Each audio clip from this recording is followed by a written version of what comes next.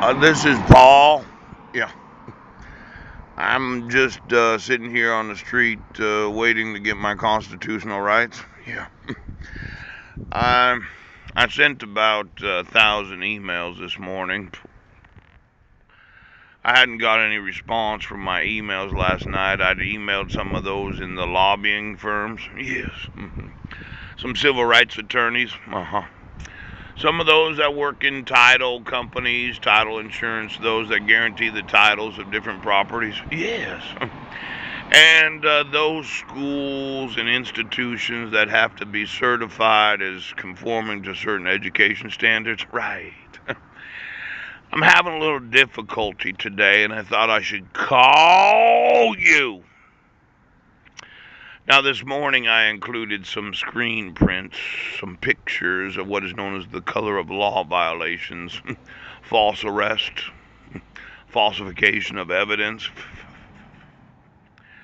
You know, I was arrested on January 4th of 2016 when I wasn't in Squim on December 31st. And I had emailed those in law enforcement, those that are oaths of office, that my constitutional right to due process is and was being violated because I was not given actual notice and opportunity to be heard. The petitioner didn't sign the protection order. The protected person didn't sign the weapon surrender form. And I've emailed hundreds of thousands, could be over 350,000 now. I don't know the exact number. But I would have thought that somebody would have emailed me with the contact information for my sons. Yeah. And you remember that photoshopped picture of Marilyn Van Proyen that was actually Susan Bowers? Yes. I'm concerned about the whereabouts of Marilyn Van Proyen. I had made a mental commitment to her.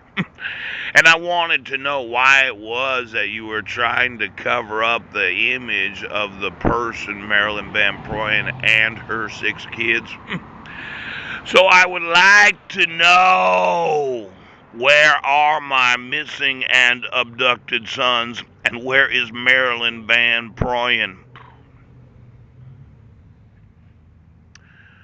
You know, I had an experience that I'm almost, well, somewhat reluctant to talk about, but I think I should. You know, a lot of large buildings, homeless shelters. I spent I lived at the Serenity House for 3 months in 2000. Well, I got kicked out of the fifth wheel in 2012. It was September 2000. And then I went to my grandmother's house. Then I stayed at a friend's house, and then I got kicked out of there in 2013. I stayed at the Serenity House in 2013. 2014. Yep. And I spent some time there in 2016. Yes. A lot of homeless shelters have what's known as static air purifiers, and I thought that somebody had quite possibly jimmy-rigged the static that was being used to supposedly purify the air, as if they were going to static the whole homeless shelter. Now, I'm going to need to know all the air purifiers that do not require air filters, but they use a type of static to kill the germs. Now, my concern is, as I had mentioned, I said, well, you know, I'm living in a place with 40, 50 other people, and at the time in 2013, it was really the single man shelter. You had to be a man to live there. And it was quite the experience, I tell you what. It was quite the experience the first time I moved there. A friend of mine named Linda that I had met when I went to Kingsway Foursquare Church back in, I bought a home in Squidman '99, and I think we were really active participants in the church in 2004, 2003, 2004. In fact, Linda and her husband, I think Jim. In fact, I called her and I mentioned, well, why don't you just wrangle up some money for me, okay? That reminds me of C. Donald Alton. He used to be a general in the United States Air Force.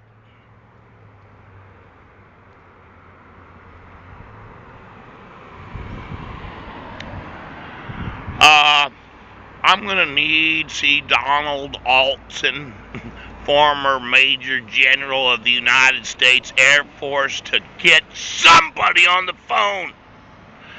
Now, it seemed like the static air, it's not an air condition, it's part of the air purification systems. I don't think it was working the way that it should have. It seemed like the whole place was static. So I just need to know the manufacturer and sale of every static air purification system in every industrial building. Then I need to know is somebody trying to jam the population so that people become sick and then start to mutate?